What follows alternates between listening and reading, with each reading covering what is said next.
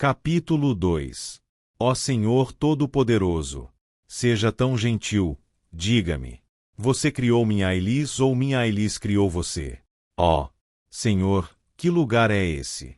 Poderia esse mundo de degraus que se estendia da margem íngreme do rio ao longo da encosta da montanha realmente ter existido em Ailis? O que diabos era aquele Ailis, onde um único desfiladeiro estreito de repente se tornou enorme, como o mundo? É realmente possível que Ailis tenha crescido tanto, ou alguém coletou todos os degraus esculpidos em pedra e todas as saliências do mundo e os organizou até onde a vista alcançava naquele mesmo desfiladeiro estreito de Ailis? Que lugar é este, ó meu Deus? Talvez seja a boca do portão de Ishar da Babilônia, na Mesopotâmia. Ou a Acrópole. Talvez esses degraus e saliências levem direto ao Partenon. E por que esses degraus curvos lembram tantos assentos de pedra no teatro de Dionísio? Talvez este mundo de pedra na parte superior de Ailis, chamado Vuragird, possa ser chamado de Harmonia. Mas, no momento, é impossível dizer. Porque da saliência de pedra em que Sadai Sadigli está, nem uma única pedra da igreja localizada em Vuragird ainda pode ser vista. Além disso, ele veio a este mundo misteriosamente maravilhoso especificamente em busca de harmonia, e se o que o artista contemplou foi de fato harmonia, então todo seu caminho além não perdeu todo o significado. Para ter um vislumbre distante daquele lugar para o qual o artista estava se esforçando, ele teria que subir os degraus de pedra por um longo tempo ainda. Mas suas pernas se recusavam a ir, suas mãos não obedeciam e o peso em sua cabeça interferia no movimento de seu corpo. Assim que o artista conseguiu subir apenas um degrau, então e ali sua força o abandonou. Então Sadai Sadigli se deitava na borda fria, se recuperava um pouco e novamente começava a se mover em direção à majestosa igreja construída com pedra vermelha talhada que ainda não era visível. E cada vez que ele começava a se mover, as saliências que se elevavam sobre ele começavam a se mover também. Neste mundo de pedra feito de degraus que se estendiam da margem do rio até os céus, a terra tremeu, as saliências começaram a balançar e tremer, e junto com aquele mundo de pedra tremendo e balançando, Sadai Sadigli mais uma vez esqueceu completamente onde estava e o que estava procurando, mergulhando na escuridão absoluta do nada e lugar nenhum. Desde o minuto em que perdeu a consciência, o artista estava apenas neste mundo. Quando ele saiu de casa naquela manhã entre 11 e 12 horas e se dirigiu para o parapeito, um certo poder secreto atraiu mais uma vez os pensamentos de Sadai Sadigli e novamente o levou a Estiadzin, a antiga catedral da Igreja Apostólica Armênia. Sadai Sadigli nunca tinha estado em Estiadzin. No entanto, recentemente, quase todas as noites em seus sonhos, ele caminhava em direção a ela entre rochas íngremes e penhascos, e em cada um desses sonhos, ele vagava exatamente a meio caminho em direção à igreja Vuragird dentre os incontáveis degraus e saliências de pedra sobre os quais ele havia lido muito em livros e visto em filmes. O desejo de partir para Estiadzin, aceitar o cristianismo com a bênção do próprio Catolicos, permanecer lá para sempre como monge e implorar a Deus que perdoasse os muçulmanos pelo mal que fizeram aos armênios, surgiu inesperadamente na alma de Sadai Sadigli em uma das noites após os eventos em Sungait.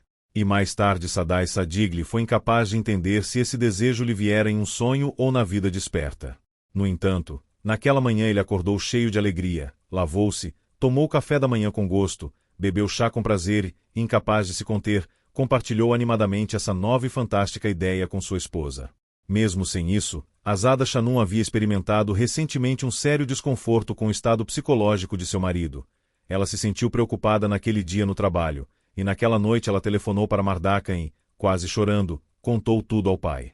O doutor Abazaliel, tendo se despedido da medicina para sempre coletado apaixonadamente todos os tipos de fatos sobre a história de Ailis de várias fontes quase desde seus dias de estudante, forneceu um diagnóstico para seu genro sem dificuldade particular. Síndrome maníaco-depressiva, disse ele e, como se envergonhado da seriedade de suas palavras, tentou transformar tudo em uma piada. Ele está, o quê, indo lá para circuncidar o Catolicos? Deixe-o ir, não o impeça. Na melhor das hipóteses, ele chega a Vuragird. E então, mudando abruptamente de assunto, ele começou com fervor juvenil a falar sobre seu novo entusiasmo. Azia, ontem encontrei o diário de um certo comerciante armênio em um dos livros. Kizakari não era um homem muito educado, mas era um excelente comerciante. E ele manteve um diário apenas para que os mercadores depois dele conhecessem os principais métodos de comércio. Azia, como aquele homem amava a Ailis. Estou simplesmente surpreso. Você sabe o que a Ailis representa para um armênio? Porque eles tiveram que construir aquele canto celestial entre montanhas transbordando de chacais e cobras, onde há 1.000.000 de vezes mais pedras do que água e terra. Havia realmente tão poucos lugares na terra para os armênios? Não posso dizer porque Estiatzin é tão amplamente conhecido. Na verdade, estive lá 3 ou 4 vezes. No entanto, agora, na minha velhice, entendo que a verdadeira casa de Deus é Ailis.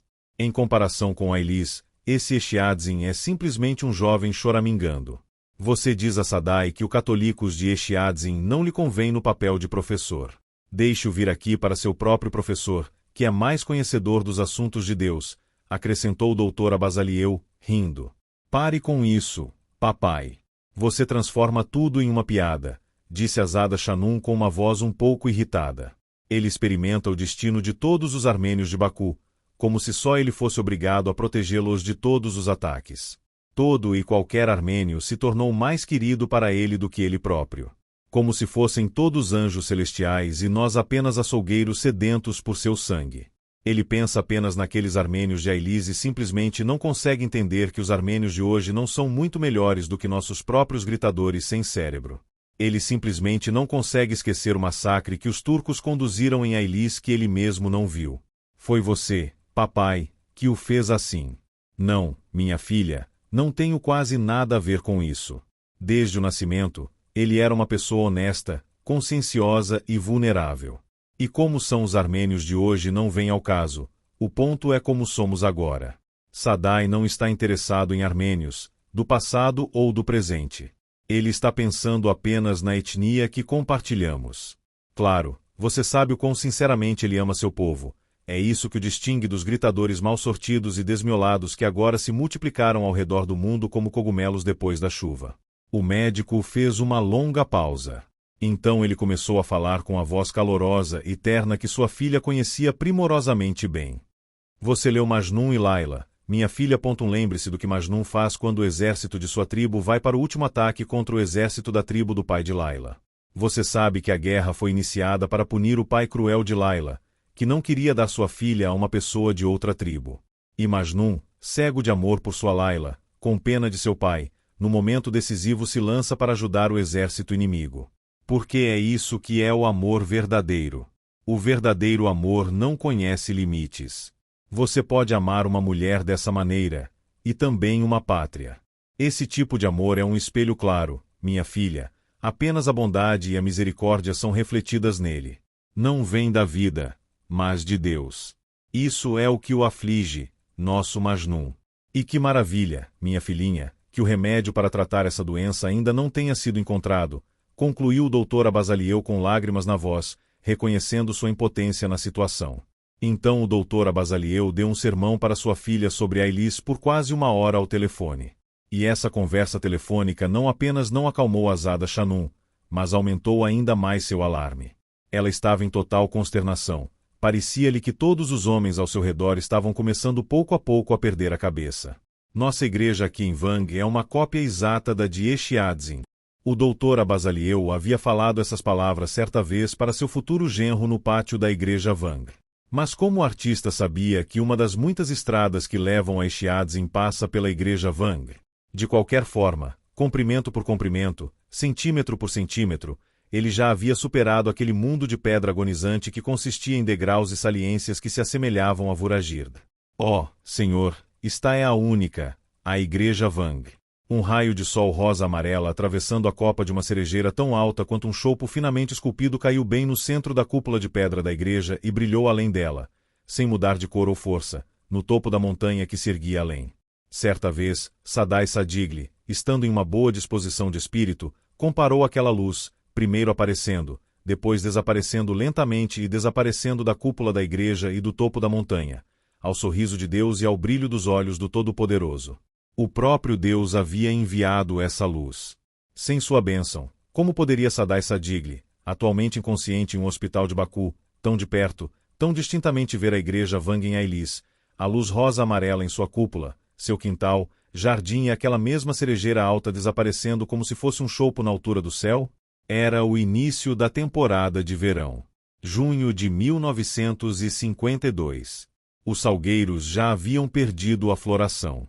Cachos de flores ainda pendiam dos galhos das árvores prateadas, do jasmim e da acácia. E havia também o caminho de flores mistas e multicoloridas plantadas em frente à igreja por Anico, a quem todos em Ailis chamavam de Anik. E enchendo o coração de brilho, havia também um frescor de girassóis mal desabrochando plantados no cemitério da igreja por Miraliquiche, que morava não muito longe da igreja e havia transformado a casa de Deus em seu próprio armazém particular de lenha, feno e palha. Parecia que a luz rosa-amarela na cúpula alta falava com as montanhas, que eram tão altas quanto eram, sobre a existência aqui, ao mesmo tempo, da pureza, sublimidade, extensão e beleza do mundo. E Liuzik estava presente novamente no pátio da mais bela das igrejas, a Igreja Wang, a artista Liuzik, neta de Aikanus, uma menina de 13 ou 14 anos. Naquele verão, Liuzik viera de Yerevan pela primeira vez para passar as férias de verão em Ailis, e desde o primeiro dia ela não saiu do cemitério da igreja de manhã à noite. Mas quantas vezes foi possível desenhar uma mesma igreja? Talvez a igreja fosse apenas um pretexto. Talvez Liuzik também tenha visto o sorriso de Deus na luz rosa-amarela que aparecia de manhã e à noite na cúpula e acreditasse que ela poderia desenhá-lo. Talvez ela se acomodou firmemente no cemitério da igreja, desenhando exatamente a mesma coisa dia após dia, por esse motivo. E talvez ela já soubesse então que a igreja era uma cópia exata da de Echiadzin. Mas para Sadai esse conhecimento estava à frente. Naquela época, Sadai nunca tinha ouvido o nome de seu futuro sogro. Foi um grande evento quando, depois de muitos anos, o Dr. Abazaliel apareceu em Ailis com sua filha no início da década de 1960. Sadai estava estudando no instituto em Baku. Ao mesmo tempo, Aigiazan, o pai de Zulfi, que se tornou o Dr. Abazaliel, havia negociado no Irã, Iraque e Anatólia, e em Ailis ele mantinha suas terras, fazenda, gado e outras propriedades. Aigiazan ouviu falar sobre as hostilidades armênio-azerbaijanas em Isfahan. Retornando a Ailis, coletou os bens mais valiosos de suas enormes propriedades e mudou-se com sua família para Baku para sempre. Quando o Dr. Abazaliel apareceu em Ailis depois de muitos anos, o andar superior de sua casa de 2 andares no bairro muçulmano havia sido quase completamente destruído. Apenas 2 quartos no primeiro andar estavam relativamente bem preservados. Colocando um deles em ordem, o Dr. Abazaliel começou a morar lá com sua filha e, ao mesmo tempo, começou a construir uma pequena casa de um cômodo com um modesto corredor de entrada para si mesmo na outra extremidade do quintal. Com a ajuda ativa de seus companheiros aldeões, a construção foi concluída em menos de um mês. Ele até conseguiu cobrir o telhado com ardósia, que na época não era encontrada em nenhum outro telhado em Ailis. Enquanto estava envolvido na construção de sua nova casa, o Dr. Abazaliel não se esqueceu do relaxamento. Todas as manhãs, antes do amanhecer, ele fazia uma longa caminhada até a igreja Wang. Lá. Na primavera que crepitava no cemitério da igreja, ele se lavava na água clara como uma lágrima, bebia um copo daquela água com o estômago vazio e enchia a grande garrafa térmica que trouxera de Baku para usar em casa. Toda a família Abazaliel era altamente respeitada em Ailis. E o Dr. Abazaliel sentia esse respeito a cada passo, fato que, sem dúvida, o deixava muito feliz. A honra e o respeito mostrados a ele só aumentaram o prazer daqueles dias de verão passados na aldeia, fortaleceram a sensação de tranquilidade e liberdade, simplificaram e facilitaram o relacionamento entre o povo de Ailis e seu famoso companheiro de aldeia. O Dr. Abazaliel foi capaz de entrar confortavelmente em qualquer casa e conversar com o proprietário. Ele repreendeu familiarmente as mulheres que não varreram seus lotes pelo portão do postigo ou poluíram a margem do rio com lixo. Ele apoiou os doentes e ajudou os pobres tanto quanto pôde. E depois de ter falado uma vez com Miraliquiche, que transformou a igreja em seu armazém pessoal, ele colocou para sempre de lado a guerra que Armênia Nico travou por longos anos com aquele velho obstinado. Naquele mesmo dia, o velho não apenas limpou a igreja, mas também limpou e lavou completamente tudo lá e com suas próprias mãos apresentou as chaves para Nico. De acordo com as histórias do Dr. Abazaliel, houve uma época em que havia 12 igrejas em Ailis. Sadai Sadigli sabia onde 8 deles estiveram. O paradeiro das 4 ruínas restantes era desconhecido até mesmo para o Dr. Abazaliel. Estritamente falando, era incorreto até mesmo chamar as 8 igrejas de igrejas, porque apenas os lamentáveis escombros delas agora permaneciam. O mais antigo deles foi chamado de Stazin pelo povo de Ailis. Mesmo agora, é quase impossível convencer alguém em Ailis de que o nome correto não é Stazin, mas Astvatsadum, que significa Casa de Deus em armênio, e que essas ruínas, das quais apenas 2 paredes e 2 porões foram preservados inteiros, eram anteriormente Meca e Medina para os armênios. Os porões sobreviventes daquela Meca armênia, situados a uma distância considerável da aldeia, no sopé das montanhas nuas, onde nenhum deles crescia, onde não havia um pingo de sombra, onde em dias quentes a terra, as pedras e o cascalho estavam todos escaldantes como um forno tandoor e brilhavam com calor. Aqueles porões agora serviam de abrigo para pastores e gado. E as paredes destruídas ficavam como se apenas para lembrar as pessoas que tudo na terra é transitório, mesmo que seja o lar do próprio Deus. As outras 3 igrejas, ninguém em Aili se lembrava de quando foram destruídas, eram a Igreja Branca, Age-Kilse, a Igreja Órfã, Etin-Kilse, e a Igreja na Praça, Meidan-Kilsesi.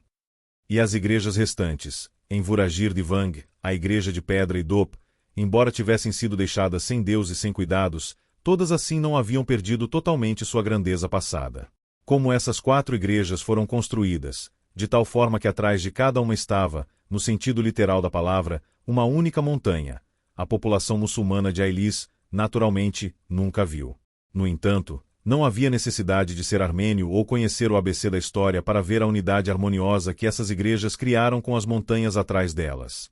Cada igreja era exatamente da mesma cor da montanha ao lado dela, como se tivesse sido cortada inteira daquela montanha e colocada lá, onde era fácil e confortável para Deus contemplá-la. E cada igreja individual, ao que parecia, era filha natural daquela montanha em cujo sopé havia sido construída. Foi com o doutor Abazaliel que Sadai Sadigli soube naquele verão que a palavra Vang significa mosteiro em armênio. E foi precisamente lá, no pátio da igreja Vang, que Sadai viu seu futuro sogro pela primeira vez. Lá eles trocaram suas primeiras palavras, começaram uma conversa e, a partir de então, sentiram boa vontade mútua e, com o tempo, tornaram-se amigos. Naquele verão, eles vagaram muito por Ailis, às vezes em dupla e às vezes com Azad acompanhando-os, fazendo as rondas por seus jardins, nascentes e igrejas. Eles subiram as montanhas e colinas. Em outros dias, quando o tempo estava um pouco mais frio, eles cruzavam juntos a montanha mais próxima e caminhavam pelas aldeias vizinhas. Muitas vezes, tendo feito arranjos à noite, eles se reuniam na manhã seguinte em um local combinado. Às vezes, o próprio doutor Abazaliel chegava a Sadai de manhã cedo e o apressava. Apresse-se, jovem, logo será o amanhecer. A partir de então, o doutor Abazaliel chamou Sadai de jovem. Por muitos anos, cada um daqueles dias de verão passados com o doutor Abazaliel em Ailis foi impresso na memória de Sadai Sadigli como um verdadeiro feriado, não apenas por causa das histórias interessantes sobre Ailis, mas também pelo calor agradável e seco do clima e seu verde fresco, o sabor da água das várias nascentes e a afabilidade especial das pessoas. Uma noite, eles concordaram em se encontrar no dia seguinte e partiram juntos por um caminho distante, muito mais longe do que Vuragird, até o pasto de verão dos pastores Ailis. Mais cedo, chegando à aldeia para as férias de verão, Sadai sonhara em ver aquelas pastagens de verão apenas uma vez. O amigo de infância de Sadai, Jamal, que estudou com ele na mesma classe por 7 anos, juntou-se a um pastor idoso após a 7ª série e cuidou do rebanho da fazenda coletiva nas montanhas com ele. A partir de então, era impossível encontrar Jamal na aldeia no verão. Mas foi difícil para Sadai sair sozinho em busca de seu amigo nas montanhas. Primeiro, eles caminharam ao longo da estrada nivelada para a igreja Vang. De lá, eles desceram para o rio e entraram no caminho que levava para cima. Naquela época, não havia mais água no pequeno rio da montanha de Ailis do que em uma fonte comum. E não era o tipo de água fria que poderia matar a sede como a água da nascente. Mas quando eles estavam ficando especialmente quentes em sua longa jornada, aquela água veio em seu auxílio. Mesmo assim, eles só conseguiram ir até o açude. Entendendo que sem guias, cavalos ou burros eles não alcançariam seu objetivo, eles de alguma forma voltaram usando os caminhos estreitos construídos pelos pastores e, perto do meio-dia, encontrarão-se perto da igreja Vuragird, na encosta da montanha, no ponto mais alto de Ailis.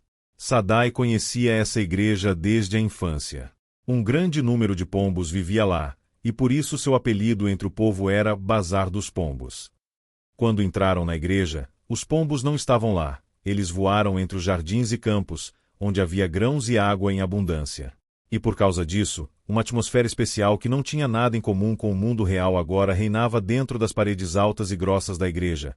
Um mundo especial de quietude e silêncio, um mundo sem pessoas e fora do tempo. Até mesmo o ar dentro da igreja era de alguma forma sobrenatural, não deste mundo, não dessas partes.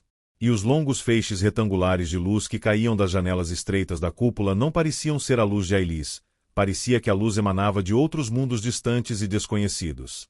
Até mesmo a luz que se infiltrava pela fenda que se formara não muito antes, logo abaixo da cúpula, criava a sensação mística de outro mundo dentro da igreja.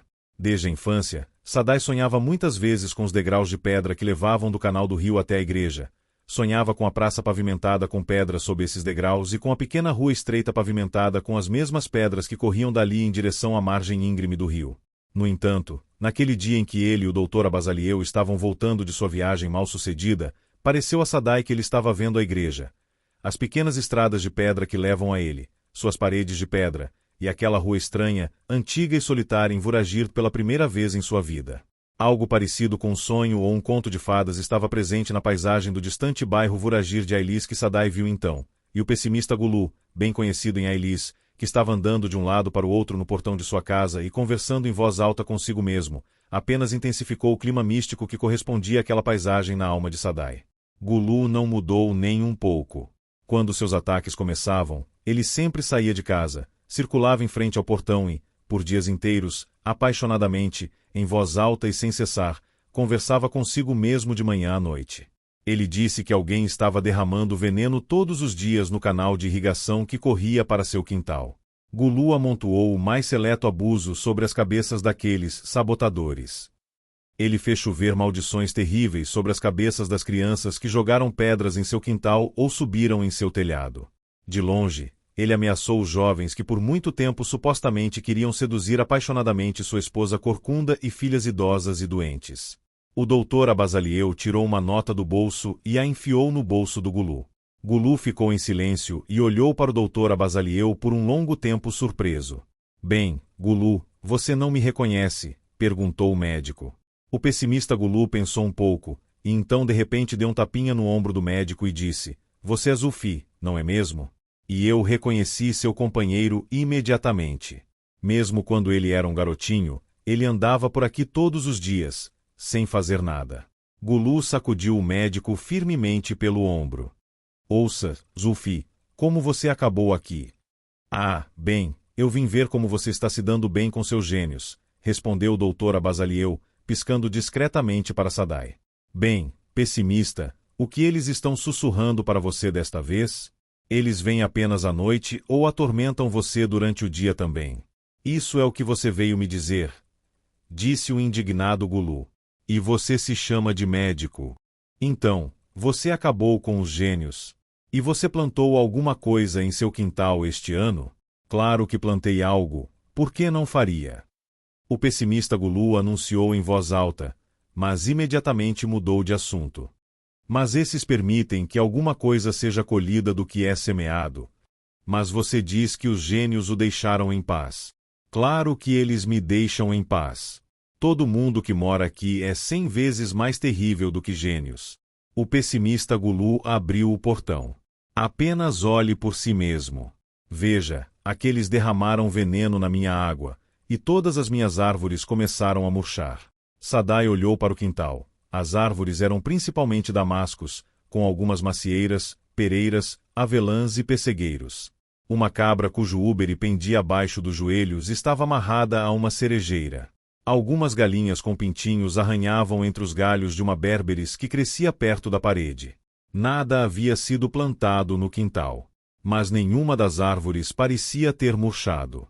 Você sabe que ele é um velho maluco, jovem, disse Abazaliel depois que eles se afastaram do portão de Gulu. Descendo a pequena rua pavimentada e sem tirar os olhos das casas vizinhas, ele começou a contar a Sadai uma história totalmente inesperada, terrível e estranha. Vou lhe dizer uma coisa, jovem, só temo que você pense que sou um maluco também. Aqui em Ailis realmente existem muitos gênios. Agora, por gênios, quero dizer fantasmas. Você sabe em que casa Gulu mora? Ao mesmo tempo, um armênio, um pedreiro vesgo chamado Minas, morava lá. E seus ancestrais eram pedreiros desde os tempos antigos. As pedras de muitas das igrejas são obra dos ancestrais de Minas. E Minas trabalhou com pedra desde o dia em que nasceu. Ele produziu lápides, argamassas, mós e muitas outras coisas. O avô daquele maluco Gulu, Abdullah, Era exatamente o tipo de preguiçoso e que seu neto é. Ele trabalhava como carregador no bazar, carregava a água do riacho para o salão de chá e ganhava algumas moedas lamentáveis com as quais se virava. E o que você sabe, quando Adif Bey ordenou o extermínio dos armênios em Ailis, aquele chacal Abdullah de repente criou coragem. Ele correu para casa, pegou um machado e invadiu a casa de Minas. Minas estava sentado em silêncio e trabalhando em uma pedra. Aquele Abdullah o atacou com o machado e cortou sua cabeça, e então ele não poupou nem a esposa nem os filhos do pobre. Se você fosse tão bom, por favor, me explique como Gulu agora pode viver tranquilamente na casa de Minas. Ele não pode, juro por Deus. O fantasma do atormentado Minas nunca lhe dará paz. Deus não é tão esquecido a ponto de perdoar tal vilania monstruosa. Evidentemente, a paisagem mística de Vuragir também afetou fortemente o Dr. Abasaliel. Ele parava com frequência, examinando as pedras do rio polidas ao longo de 1000 anos com as quais a estrada sob seus pés foi pavimentada. Com incessante surpresa, ele olhou para as velhas casas em ruínas e caindo, incapaz de tirar os olhos dos quintais e das árvores. E talvez tenha sido exatamente naquele dia após a conversa com o pessimista Gulu que, com a paixão genuína de um psicólogo, ele decidiu pesquisar e fundamentar as ideias incomodas que de repente passaram a residir em sua própria consciência. Em cada família Ailis, ele começou irritado, com uma voz um tanto estranha, que se apoderou de uma casa armênia, há doentes mentais. Digo isso a você como médico. Você já viu paz em algum desses lares? Vamos listar todas as casas abaixo de Vuragird se você duvida. Começaremos com a casa de MYRYG Muzaffar ao lado da Igreja de Pedra. Nem ele nem sua esposa se distinguiam por desvios mentais. Porque as casas em que nasceram e cresceram não foram apreendidas na época dos pogroms. Mas olhe para seus filhos, todos doentes mentais. Além disso, com uma forma clássica de esquizofrenia. No meu tempo no hospital, tratei 2 das filhas de Muzaffar. E os tratou adequadamente. Agora você pode conhecer aquelas garotas na rua, na primavera. Eles têm a aparência de ovelhas doentes. Eles não dizem olá a ninguém, não falam com ninguém. Porque é uma doença incurável. Acho que não é nem uma doença, mas um castigo. Castigo enviado por Deus ao homem por sua conduta imperdoável. Um pouco abaixo de MYRYG Muzaffar fica a casa do homem selvagem Gulam. Você vê o estado em que seu neto está? Ele sobe na cerca e joga pedras nos transeuntes.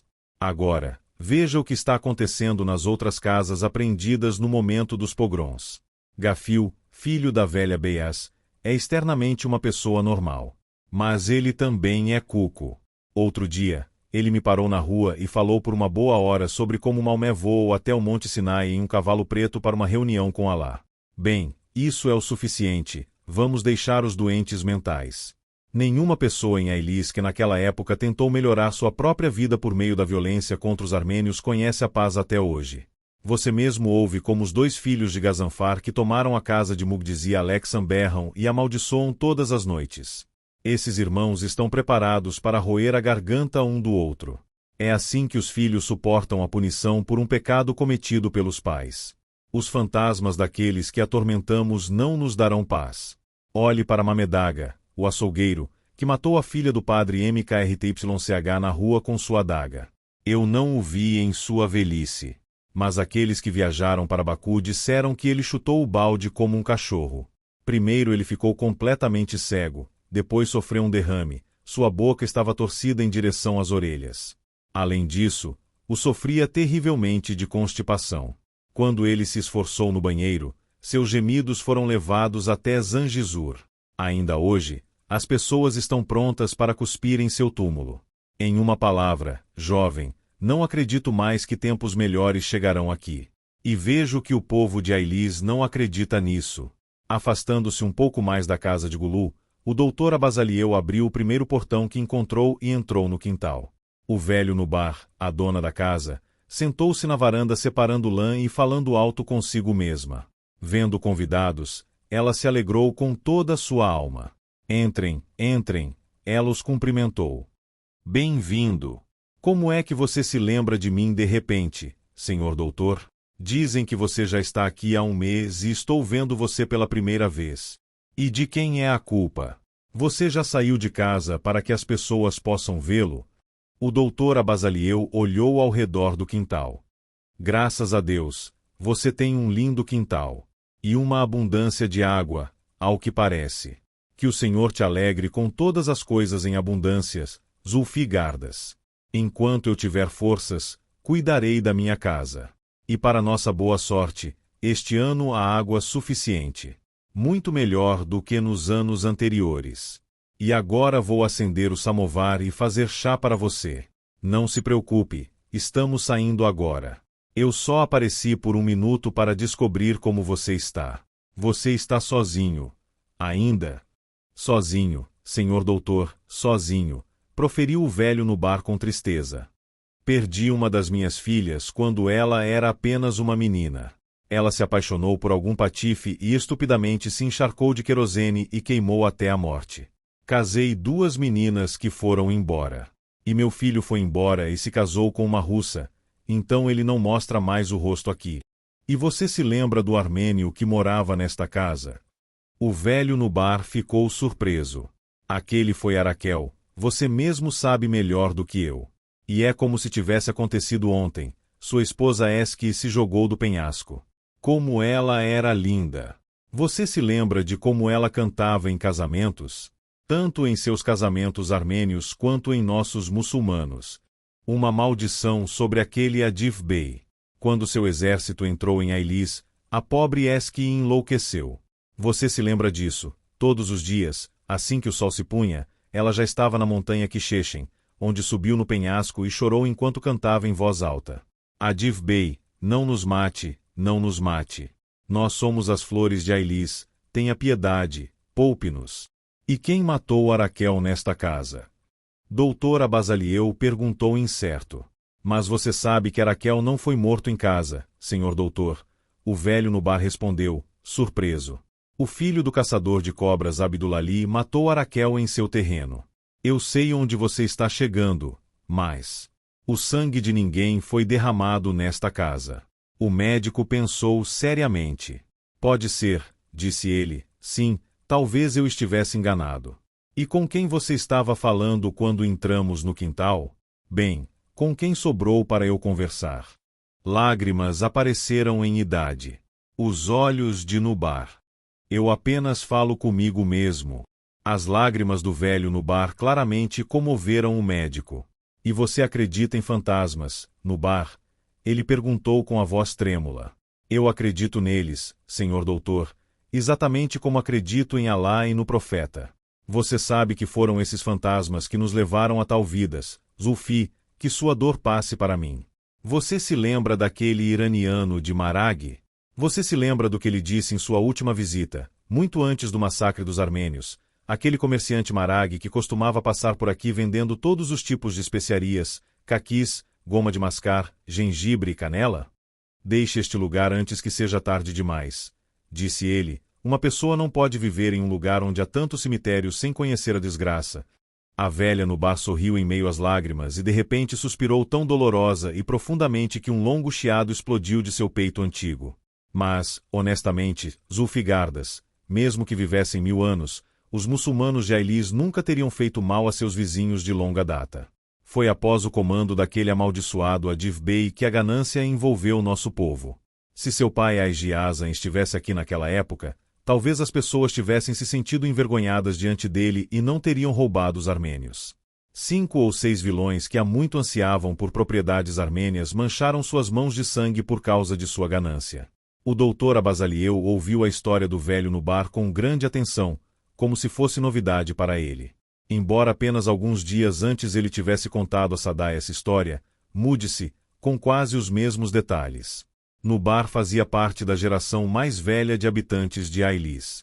No entanto, na época ainda havia mais do que algumas pessoas de meia-idade em Ailis que viram o massacre sem precedentes dos armênios de Ailis com seus próprios olhos. Todos falaram dessa matança à sua maneira, vinda de sua própria compreensão do homem e da humanidade. No entanto, nenhuma das testemunhas desses eventos escondeu o que viu. Exatamente os mesmos fatos estavam presentes de forma confiável nas histórias de pessoas diferentes. Em termos de como tudo começou e terminou, as opiniões das pessoas concordaram plenamente. Foi o que aconteceu. Para que a população armênia de Ailis não suspeitasse de nada de antemão, 30-40 cavaleiros turcos de Adiv Bey estavam cavalgando por todas as casas, tanto armênias quanto muçulmanas, desde o início da manhã e anunciando que naquele dia uma trégua seria declarada e, portanto, todos precisavam se reunir imediatamente no quintal de um certo armênio. Depois disso, enquanto as pessoas se reuniam no local designado, os soldados turcos dividiram os muçulmanos dos armênios e os colocaram em fileiras em lados opostos do pátio.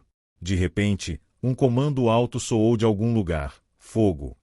Os soldados turcos que cercavam o pátio por todos os lados fizeram chover uma saraivada de balas sobre os armênios. Muitos morreram imediatamente. Aqueles que sobreviveram tiveram suas gargantas cortadas com punhais ou foram esfaqueados até a morte por baionetas, até a última pessoa. Cavando uma vala, eles enterraram aqueles que puderam enterrar ali mesmo no quintal e no jardim. Eles jogaram aqueles para quem não havia espaço no quintal e no jardim nos estábulos e porões das casas mais próximas e os queimaram. As mulheres muçulmanas que naquele dia nem se atreveram a sair de casa descreveram mais tarde os eventos da seguinte maneira: a água em todos os canais de irrigação ficou vermelha de sangue por uma semana inteira. E isso, Adiv Bey tinha um cavalo que era preto como um corvo. Adiv sentou-se sobre ele junto aos portões da casa. Gritando fogo, ele chicoteou seu cavalo com seu chicote e galopou. E imediatamente a chuva de balas começou a fluir. Parecia que o céu havia caído, cinzas choviam de cima. Um grito subiu como ninguém tinha ouvido desde a criação do mundo. Todos os cães nos quintais começaram a latir de uma só vez. Todos os corvos nas árvores começaram a grasnar. As pegas e pombos assustados desapareceram instantaneamente da aldeia. Eles voaram para se esconder além das montanhas. Parecia que o inferno havia se aberto, como se o sol estivesse prestes a cair na terra. Nenhuma vez Sadai Sadigli ouviu alguém se lembrar daquele massacre em Ailis sem horror e simpatia. E todo o conhecimento de Sadai sobre sua história estava intimamente ligado a esses trágicos eventos. Somente depois de conhecer o Dr. Abazaliel, o artista, começou a entender o verdadeiro valor daquela pequena extensão geográfica chamada Ailis que, graças, talvez, ao fato de ser bem construída e a limpeza de suas ruas que surpreendiam a imaginação, já havia sido apelidada de Pequena Paris ou Pequena Istambul. Só então ele compreendeu o significado da cultura incomparável criada ali por meio do trabalho e da inteligência de pessoas que acreditavam profundamente em Deus. O Dr. Abazaliel, de acordo com suas próprias palavras, não era apenas um fanático por Ailis, ele era seu historiador e psicólogo e até mesmo uma espécie de filósofo. Somente com o Dr. Abazaliel Sadai Sadigli soube que o famoso monge Mesmachotes havia inventado o alfabeto armênio ali mesmo em Ailis e que o conhecido escritor Rafi havia ensinado na escola local em seu tempo. Ailis, jovem, isso é perfeição divina. Dr. Abazaliel exclamou para Sadai muitas vezes. E pelo que fizemos com ele, seremos chamados a responder diante de Deus no dia do juízo. De acordo com o Dr. Abazaliel, uma certa garota armênia que havia sido salva do massacre em 1919 cultivou uma nova flor na França que ela chamou de Agoulis, ou seja, Ailis. E a artista Gayane Khachaturian, que desde os 9 ou 10 anos desenhou apenas as igrejas Ailis pelo resto de sua vida, morou em Tbilisi. Em suma, a partir das histórias do Dr. Abazaliel, descobriu-se que Ailis era de fato um dos 1001 nomes de Deus. E possivelmente seu amor por Ailis não tinha absolutamente nenhuma conexão com armênios ou muçulmanos. Mas, provavelmente, foi mais uma manifestação distinta e verdadeiramente nobre da fidelidade do homem à verdade. Aquele Nubar era extremamente inteligente desde a infância. Naquela época, ela ainda ia para Mirza Vaab, que havia estudado em Istambul, para aprender a ler e escrever. O Dr. Abazaliel pronunciou essas palavras quando eles já haviam se afastado da casa de Nubar. Parece que ele ficou chateado com a visita deles a ela, abalado por sua total sinceridade ou por algum outro motivo. E se eles não tivessem conhecido Zohar Arvad um pouco mais tarde, provavelmente ele teria voltado para a casa de mau humor. Tendo aberto metade do portão, aparentemente para ver as pessoas que passavam nas ruas, Zohar Arvad se acomodou confortavelmente nos degraus que levavam à varanda e estava bebendo chá fumegante. Todo o quintal, desde o portão do postigo até os mesmos degraus até a varanda, foi varrido e borrifado com água. Um pequeno riacho estreito de água corria por todo o quintal ao longo do longo caminho plantado com várias flores. O quintal de Zohar Arvad agradou aos olhos em todos os sentidos da palavra. Limoeiros bem torneados cultivados em vasos grandes especiais, para que pudessem ser carregados para dentro de casa durante o inverno, ficavam perto do riacho em frente à varanda, dando ao quintal um charme particular. Aqueles limoeiros em vasos haviam pertencido anteriormente a Aicanus. Sadai os conhecia há muito tempo. Mas o mais estranho foi que até o doutor Abasilieu reconheceu os limões de Aicanus à primeira vista. Ouça, por que você arrastou os limões de Aicanus aqui? Ele perguntou do portão do postigo, ainda não entrando no quintal. O quê? Você vê um limão e já está com água na boca? E novamente você não percebe uma beleza como eu? E o que resta da sua beleza? Tudo desvendado, em Zorra, minha alma. Entre eles, evidentemente, havia um relacionamento longo e amigável que lhes permitia brincar um com o outro. E o que há com você? Aqui estão vocês, todos vocês, como um pedaço de doce. Zorra Arvad trouxe 3 banquinhos velhos da varanda e os colocou sob os limões perto do pequeno riacho. Entre, sente-se. Agora vou lhe dar um excelente chá, chá da terra da Índia. De onde você está vindo em todo esse calor? Zorra Arvad trouxe 2 copos, colocou-os em um dos banquinhos, pegou um limão maduro do galho e, cortando-o, perguntou: "E por que você não trouxe sua esposa?" Ela não queria vir. O doutor Abasalieu derramou o chá no pires, e soprando nele, bebeu com prazer. Algo não está certo com o coração dela, Zorra. Ela tem medo de viajar muito longe. E eles dizem que sua filha vai ser dentista? Que assim seja, se Deus quiser. Que utilidade eu tenho para um médico como você? Talvez sua filha possa me dar novos dentes, disse Zorra Arvad, acariciando suas gengivas desdentadas. O humor do doutor Abasalieu melhorou gradualmente. E o que você fez com o infeliz Kankishi? Você o despachou para o outro mundo, não é? Se ao menos uma cobra azarada mordesse aquele Kankishi, Zulfi. Aquele filho da puta realmente morava comigo. 3 anos ele fez o que queria comigo, viveu dia e noite. E então fugiu de mim como um gato à espreita. Veja, ele não precisava de uma esposa estéril. Depois de mim, aquele chacal se casou mais 2 vezes, mas permaneceu sem filhos como antes. E ele finalmente descobriu que não era eu, mas sua semente que era estéril. Zorra Arvad gentilmente acariciou as costas do doutor Abasalieu. Mas o que eu deveria fazer? Você não se casou comigo, você saiu, encontrou uma garota da cidade. E aqui falhou a sagacidade bem conhecida e normalmente afiada do doutor Abasalieu. De repente, ele ficou vermelho e, para de alguma forma sair da situação, rapidamente mudou de assunto. Então sua melhor namorada realmente te abandonou? De alguma forma, esses limões são dolorosamente familiares para mim. Claro que são seus limões. Quem mais na aldeia tinha limões como Aicanus? Disse Zorra Arvad, derramando chá nos copos. Sim, senhor doutor, Aicanus se afastou. No outono passado, ela recolheu suas coisas e se mudou para Yerevan para seu filho Zora. Se dependesse dela, duvido que ela tivesse se mudado para lá. Zora insistiu absolutamente. Se você tivesse visto como ela estava quando estava saindo. Ela simplesmente não conseguia se separar de sua casa, seu quintal. Ela circulava em torno de suas árvores como uma louca. Ela beijou e abraçou até mesmo as vigas podres de sua varanda. E pouco antes de partir, ela veio aqui, ficou de pé e chorou na frente desses limões como se não estivesse deixando limões aqui, mas 7 de seus próprios filhos. E desde então eu cuidei da casa dela. Este ano, os limões amadureceram bem, peguei um balde grande e enviei para ela. Nosso povo transporta mercadorias daqui para Yerevan durante todo o ano. Eu perguntei a eles, e eles pegaram os limões. Zorra Arvad pegou 2 limões, amarelos brilhantes entre as folhas verdes, e os colocou no banquinho. Aqui está um para cada um de vocês. Beba chá em casa. Deixei 3 ou 4 em cada árvore para convidados tão queridos como você. Relaxando depois do chá, o doutor Abasalieu sentou-se e sorriu tristemente, olhando para os limões. E então ele perguntou, simplesmente para manter a conversa, e Aicanus não o convidou para Yerevan. Ela me convidou. Ela perguntou várias vezes por meio de nosso pessoal Ailis que trabalha no bazar de Yerevan. Por favor, diga à minha irmã que ela deve vir, ficar aqui comigo por 10 ou 15 dias. Zohar Arvad riu e piscou para o médico.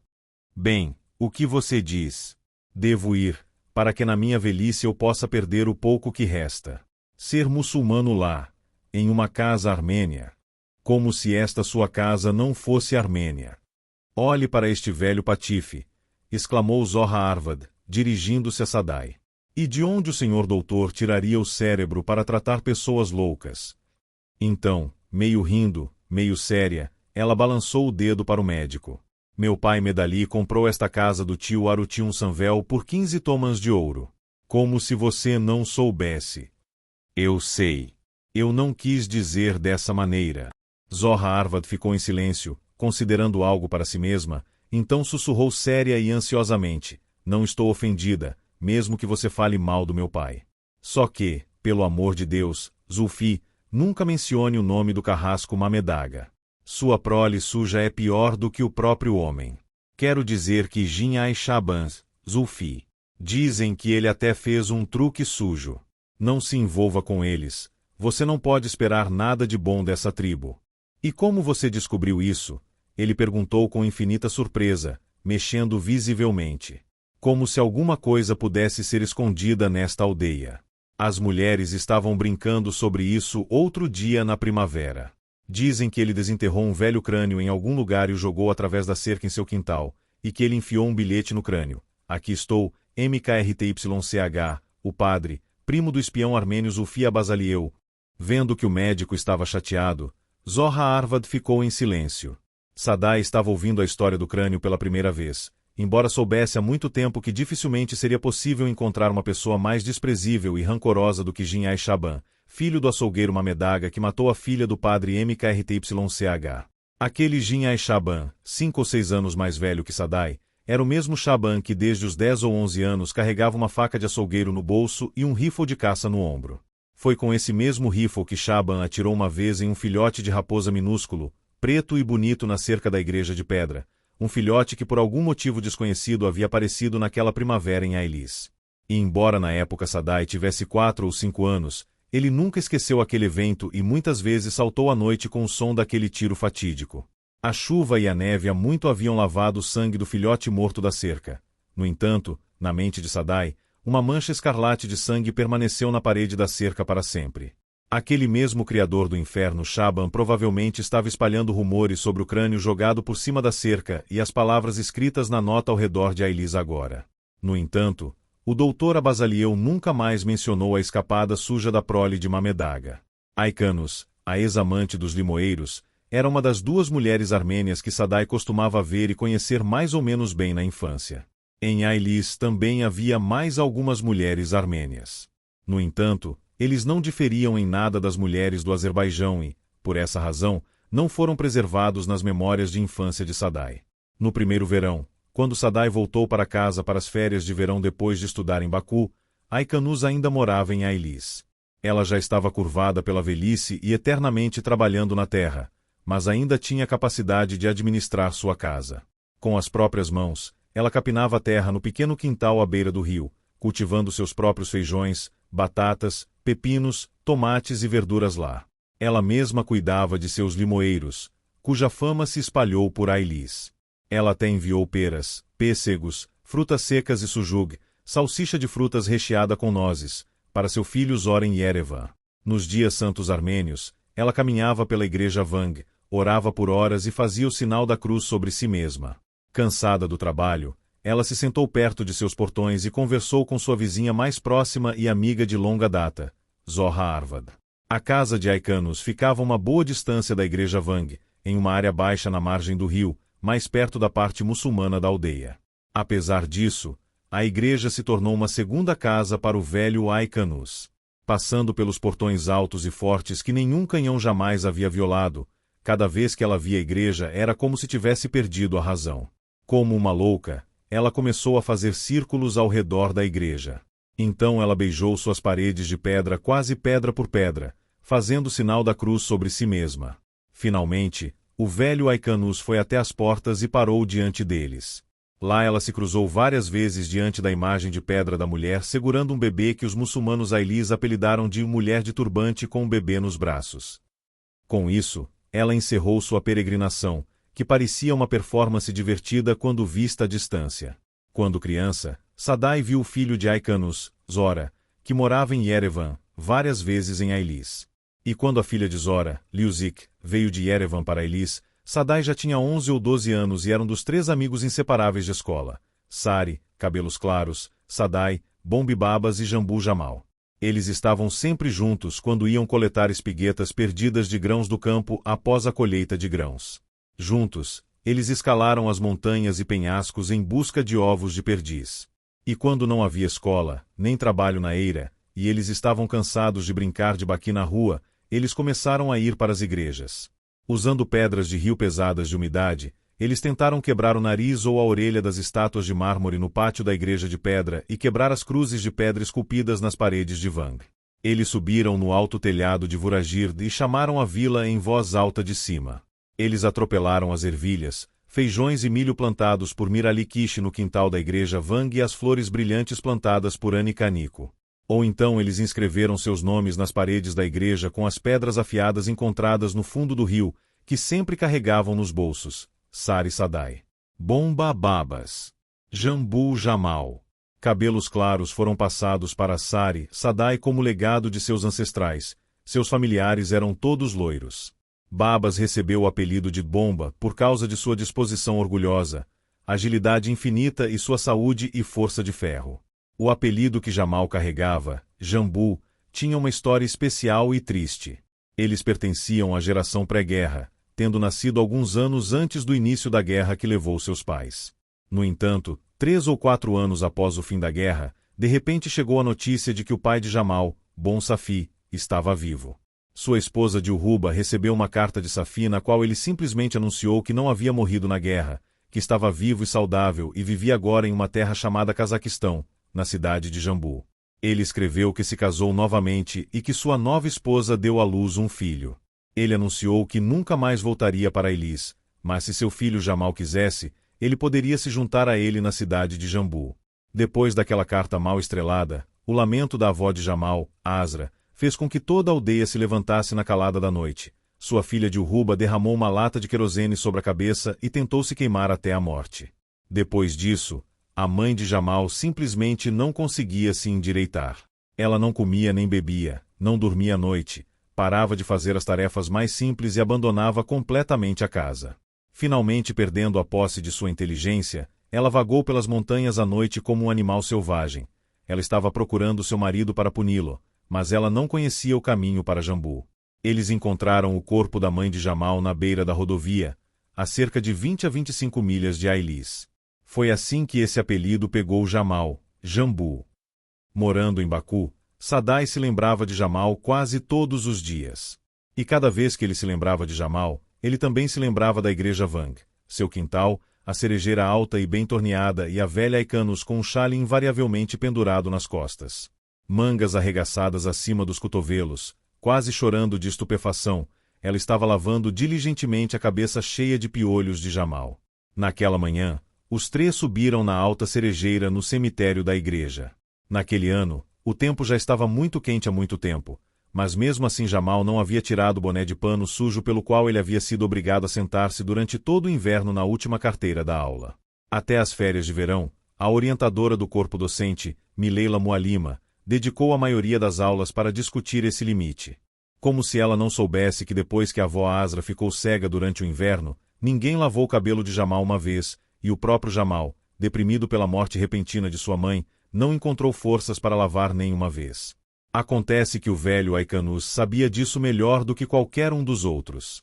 Além disso, de alguma forma, o velho Aikanus descobriu que naquela manhã Jambu Jamal estaria lá no cemitério da igreja. Enquanto os meninos estavam sentados na árvore, ela acendeu uma fogueira bem embaixo da cerejeira, água aquecida em uma grande panela de cobre, e trouxe sabão, uma toalha, uma jarra e algum tipo de massa de lama, preta, como alcatrão, com a qual ela planejava untar a cabeça de Jamal depois, em uma jarra pequena de casa. Mal o velho Aikanus removeu o boné da cabeça de Jamal, Babas vomitou as cerejas que eles estavam enfiando em seus estômagos. Sadai simplesmente fechou os olhos e se virou. Aikanus gritou, vai, como se ela tivesse sido picada e agarrado sua cabeça com as 2 mãos. Havia tantos piolhos na cabeça de Jamal quanto formigas em um formigueiro. O velho Aikanus sentou-se Jamal perto do fogo em uma rocha plana do rio. Sadai encheu a jarra com água morna e derramou na cabeça de Jamal, e Aikanus esfregou aquela cabeça cheia de piolhos com sabão, penteando com as unhas até sangrar. Então ela novamente ensaboou e lavou, dizendo com uma voz calma e triste: minha filha. Pobre menino. Pobre órfão. E deitado inconsciente agora em uma cama no hospital de Baku, Sadai Sadigli ouviu aquela voz tão claramente, tão perto, que mesmo que o velho Aikanus estivesse bem ao lado dele no quarto, aquela voz triste não teria soado tão distintamente. E Sadai Sadigli ouviu com a mesma clareza os gritos das mulheres correndo de suas casas para o cemitério da igreja quando o velho Aikanus, já tendo lavado e untado a cabeça de Jamal com remédios, enfaixou sua cabeça com gaze. Nós nos chamamos de muçulmanos e ainda não tivemos bom senso suficiente para lavar a cabeça do menino. Olha, ela lavou, e daí se ela não for muçulmana? Você sabe que Aikanus não caiu do céu. Ela também é da nossa aldeia. Que Deus esteja com você em tempos de angústia, Aikanus Baji. Você sempre foi conhecido por sua bondade para conosco, muçulmanos. Quem não lavaria a cabeça de um órfão? Como saberíamos que o pobre menino tinha piolhos? O quê? Você não viu que ele nunca tirou o boné da cabeça? Se ele não tivesse piolhos, ele teria andado de boné neste calor? Que Allah proteja seu único filho em Yerevan, Aikanus. Você é a mais misericordiosa de nossas mulheres Ailis. Você, Aikanus, ama Allah, e daí se você é armênio. Depois de lavar bem as mãos com sabão e esfregar a parte inferior das costas cobertas com um chale, Aikanus mal conseguia se endireitar. Uma a uma, as mulheres se dispersaram. E assim que suas vozes cessaram, Aikanus estendeu as mãos e se moveu em direção à igreja com tanto fervor que parecia que aquela mulher pequena e frágil agora apertaria toda aquela enorme coisa de pedra contra o peito como um bebê. Quando o velho Aikanus fez o sinal da cruz diante da mulher tubanada, Jamal, com gaze branca na cabeça, sentou-se em silêncio perto da parede em frente à entrada da igreja. Iliuzik, que até agora se espremencia em um canto do portão, observando com medo e horror como sua avó lavava a cabeça de Jamal, agora se levantava, encostada no tronco da cerejeira e, ao que parecia, chorando baixinho. E lágrimas também brilharam nos olhos de Jamal. Ele olhou com espanto para o mundo, como se o estivesse vendo pela primeira vez. Babas estava ao lado dele, baixando a cabeça. Ele estava envergonhado por não ter sido capaz de se controlar agora e vomitou tão vergonhosamente. E Aikanus, como de costume, ficou na entrada da igreja e orou furiosamente. Que tipo de milagre aconteceu na terra naquele dia para que Sadai, que até aquele momento não havia entendido uma única palavra de armênio, de repente começou a entender cada palavra que Aikanus estava sussurrando muito baixinho, quase para si mesma. É possível que ele tenha sonhado?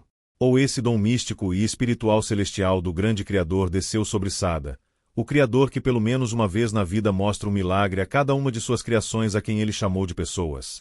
E quem sabe, aquela mulher de turbante olhando para sempre o mundo com olhos de pedra morta realmente esqueceu que ela foi esculpida em pedra para de repente, gentilmente, sorrir para Sadai. E o bebê que ela segurava nos braços de repente ganhou vida, começou a virar o pescoço, a mover os braços e as pernas. Com seus próprios olhos, Sadai viu como a criança, arregalando os olhos, piscou alegremente para alguém. E, por quê, ó Criador, por que os olhos da criança eram ao mesmo tempo os olhos de Jamal? Digamos que tudo isso fosse uma alucinação, um sonho ou uma visão. Mas de onde, então, aquela voz soou, a voz de Lami Shimnais, a filha deformada de Gini Sakina, que morava ao lado da igreja? Olha, pessoal! Sadai Sadigli está fazendo o sinal da cruz como um armênio. E aquele nojento espécime de folclore que o Shimnais cantou alto depois disso em sua voz nojenta? O armênio, ei, o armênio nas montanhas debulha grãos. Ele tem um filho e uma filha, em sua bunda há um chifre de búfalo. Algarismo. E também aquela luz sobrenatural. Como aconteceu que, no dia em que Sadai de repente entendeu a oração do velho Aikanus e pela primeira vez em sua vida inconscientemente fez o sinal da cruz, a luz rosa-amarela dos olhos do Todo-Poderoso, que geralmente brilhava suavemente na cúpula da igreja e no topo da montanha sozinho, se espalhou por toda parte. Nunca mais Sadai Sadigli viu a terra tão iluminada com uma luz inimaginavelmente brilhante, mas ele nunca deixou de acreditar que em Ailis existe alguma outra luz que pertence apenas a Ailis. Sadai estava profundamente convencido de que realmente deveria ser assim. Você vê, tanto em comprimento quanto em largura, a Ailis provavelmente abrangia não mais do que 3 ou 4 milhas. E se as pessoas que em algum momento ergueram 12 igrejas naquele minúsculo pedaço de terra e criaram um canto celestial perto de cada uma delas não deixaram apenas um pouco de sua luz depois de si, então por que razão uma pessoa precisa de Deus? E alguém além de Sadai viu como aquele brilho de rosa amarela se espalhou por toda a Ailis naquele dia? E por que ele não ousou perguntar a ninguém sobre isso naquele mesmo dia, lá no cemitério da igreja? Agora, em Baku, havia apenas Babas para perguntar sobre isso. Mas como? Qual Babas? Perguntar ao Babas Yadou de hoje sobre aquele dia e esse brilho seria tão risível quanto perguntar ao chefe do escritório de habitação o endereço do Senhor Deus. Naquele verão, Bombi Babas, começando a agir como Majnun, circulou continuamente em torno de Liuzik, neta de Aikanus de Yerevan, experimentando todo tipo de truque lamentável. Primeiro ele subiu ao topo das árvores mais altas, cantando como um galo e grasnando como um corvo. Então, escondido nos arbustos, ele emitiu os gritos de uma perdiz. Ele baliu como um carneiro e uivou como um lobo. Várias vezes ao dia, ele andava com as mãos com os pés no ar, fazendo um círculo ao redor da igreja. Esqui Sarumis! Esqui Sarumis! Ele gritou, primeiro por trás da cerca, depois do telhado da igreja, pensando erroneamente que estava declarando seu amor a Liuzik em armênio. No entanto, magra e morena como sua avó, Liuzik pacientemente suportou todos esses truques. Ela não prestou atenção em Babas, não o notou de forma alguma. Não vendo nada nem ninguém ao seu redor, Liuzik se ocupava dias inteiros no cemitério da igreja com seus pincéis e tintas. Naturalmente, a velha Aikanus, que era responsável por todos os dias que sua neta de 12 anos passava na aldeia, olhava para a igreja uma vez por dia sem falta, trazendo seu chá em uma garrafa térmica e almoço quente em uma panela. Mas Liuzik nunca contou a ela sobre as escapadas de Babas. Com o tempo, a própria Aikanus de alguma forma descobriu sobre suas brincadeiras e foi para a casa de Ziadou e reclamou com o avô de Babas sobre as travessuras de seu neto. Depois disso, Babas pareceu ficar longe de Liuzik. No entanto, descobriu-se que o principal escândalo ainda estava por vir. Aconteceu durante as mesmas férias de verão. Um dia, correu o boato de que alguém havia entrado no quintal de Aikanus durante a noite e colhido um único limão de cada uma de suas árvores. Claro, não foi um roubo grave, alguém simplesmente queria ofender a pessoa a quem os limões pertenciam. Aikanus, que suspeitava de Babas mais do que ninguém, mesmo assim não reclamou com ninguém. Mas 2 dias depois, alguém subiu novamente no quintal de Aikanus à noite e desta vez puxou a cueca de Liuzik, que estava pendurada no varal. A manhã seguinte foi o último de seus muitos anos de amizade inquebrável e talvez o fim de toda sua infância ensolarada e cheia de luz. Naquela manhã, na pequena praça em frente à mesquita onde as crianças Ailis costumavam brincar, nem o próprio Sadai entendeu como ele derrubou Babas, considerado o mais forte dos meninos, e ficou extremamente surpreso que Babas caiu no chão com seu golpe. Então ele pegou a cueca que Babas estava brandindo de suas mãos, exibiu-a para as crianças e gritou com todas as suas forças. Este não é de Liuzik, pertence à irmã de Babas, Hazima. Então, quem quer a cueca de Hazima? Estou vendendo, venha buscá-lo.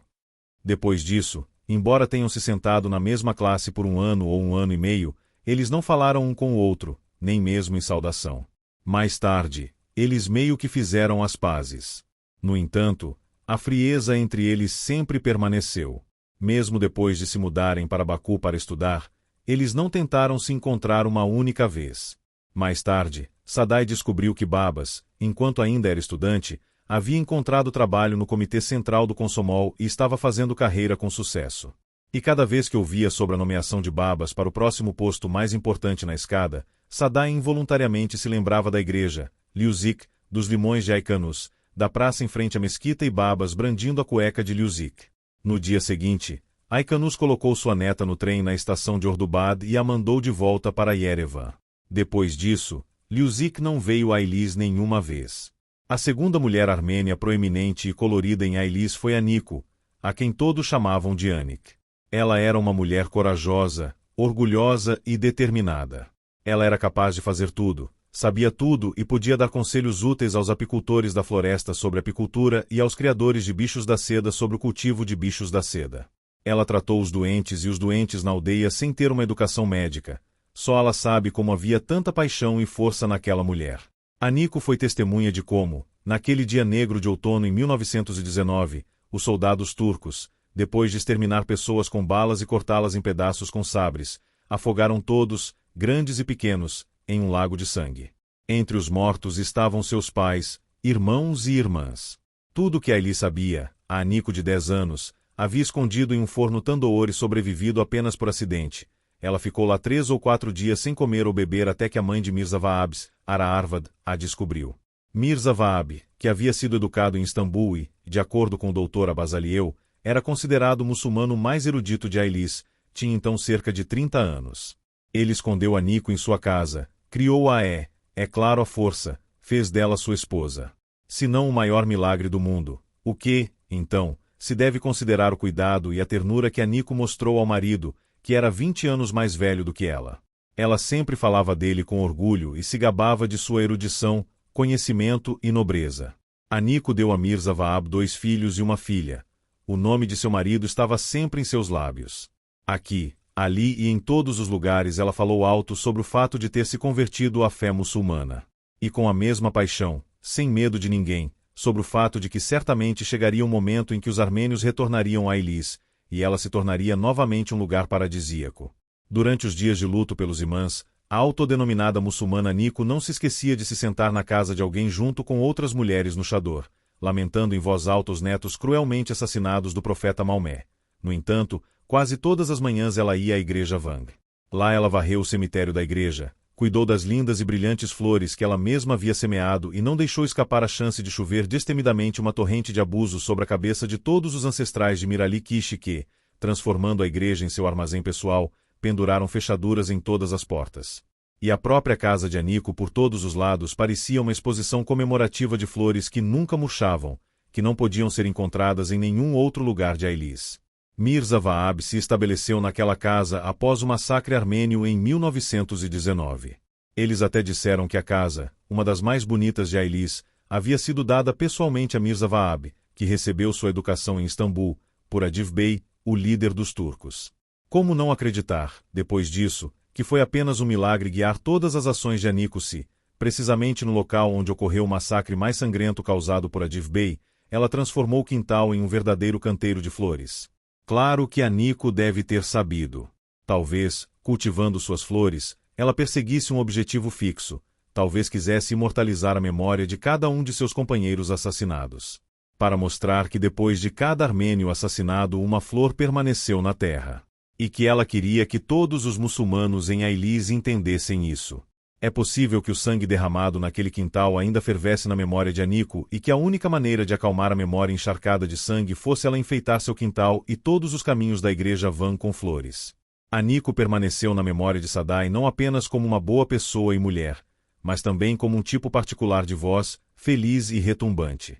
Uma voz que abrangia em si toda Ailis, com suas casas, igrejas, montanhas, estradas, árvores, riachos e nascentes, e um arauto retumbante da manhã que se aproximava. Porque Aniko sempre acordava de madrugada e cantava alto em sua varanda alta, como se quisesse anunciar a todos os muçulmanos de Ailis que uma voz armênia ainda vivia e soava em Ailis. Em contraste com Aikanos, ela sempre ia ruidosamente à igreja Vang, caminhando pela velha estrada de ônibus na montanha e falando alto. Ela se lembrou de Eski, que se jogou do penhasco e amaldiçoou Adil Bey para que todos ouvissem, e à distância começou a repreender Mirali Kishi, que transformou a mais bela igreja de Ailis em seu próprio depósito patético.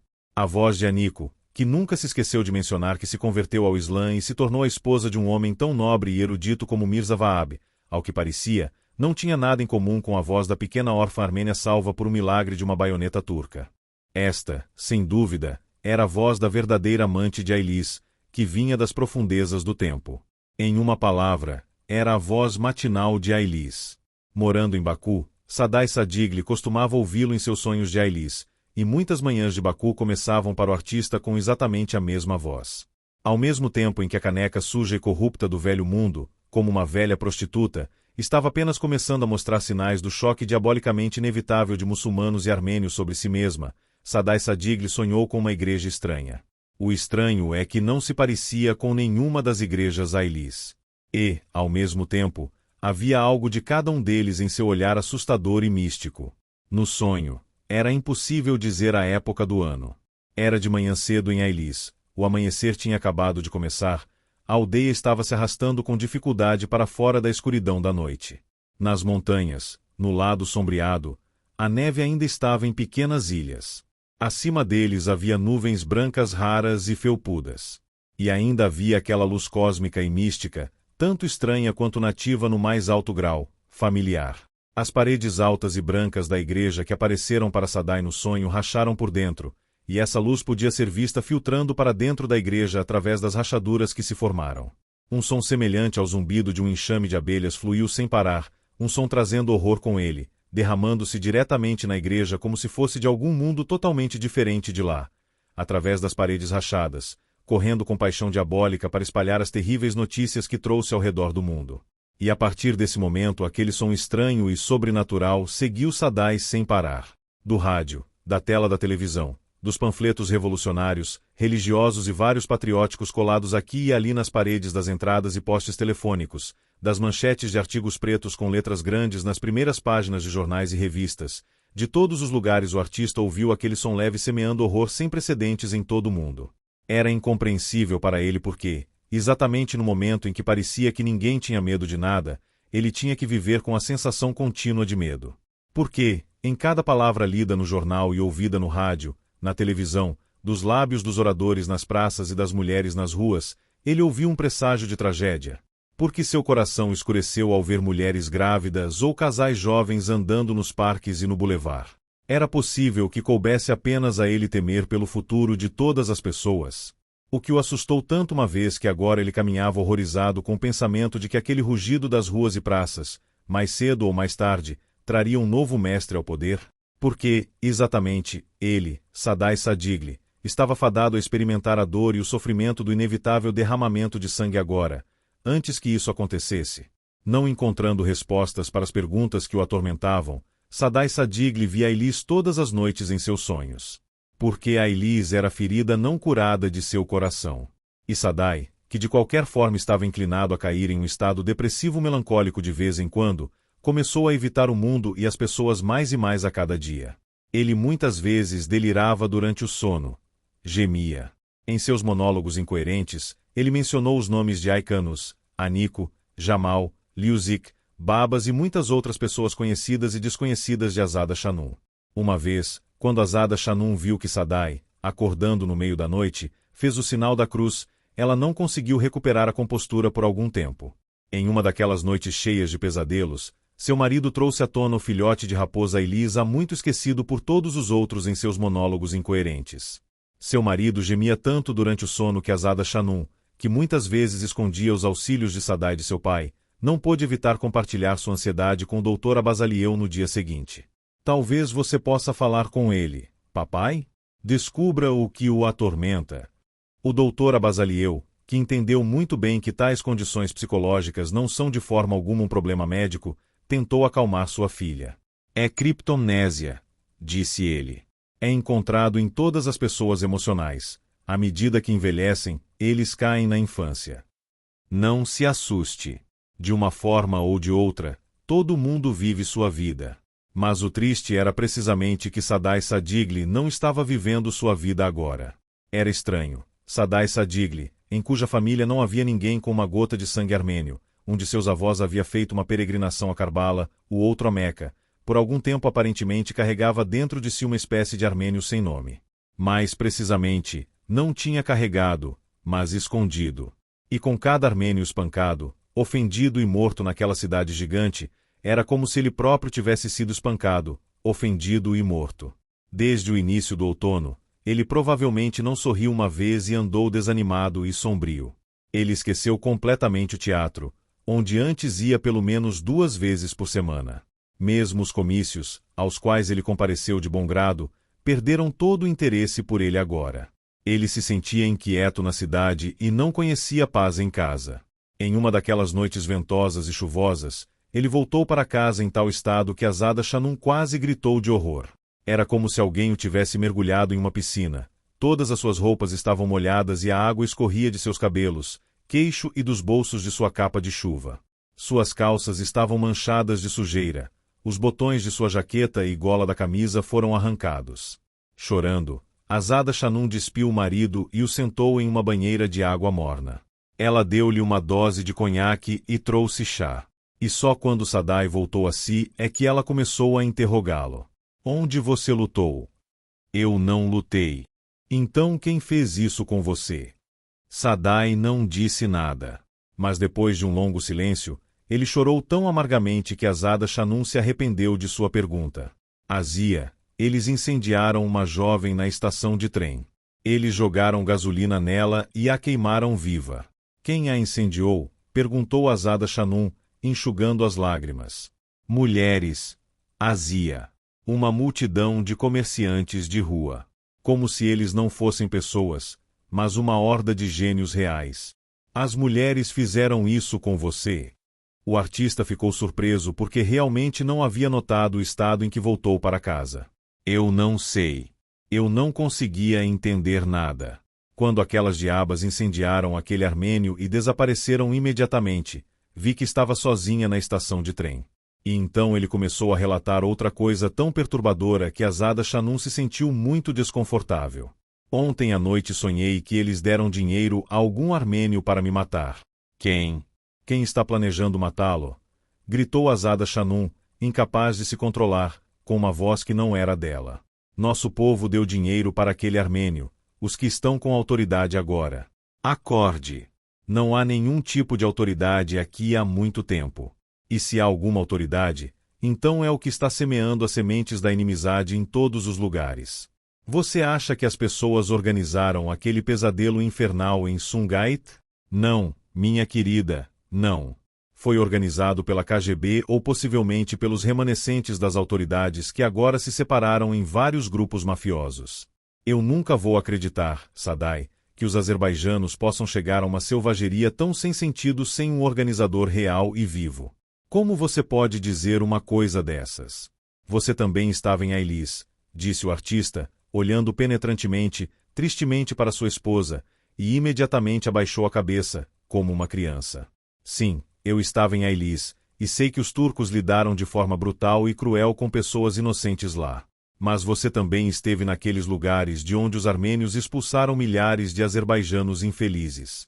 Você já pensou pelo menos uma vez sobre como é para essas pessoas infelizes, esses azerbaijanos, desabrigados agora e vivendo sem a menor esperança para o futuro? Será que nossos instigadores do Azerbaijão, aqueles que provocaram esse problema sangrento, realmente pensam neles, os azerbaijanos que os próprios infelizes armênios agora amaldiçoam?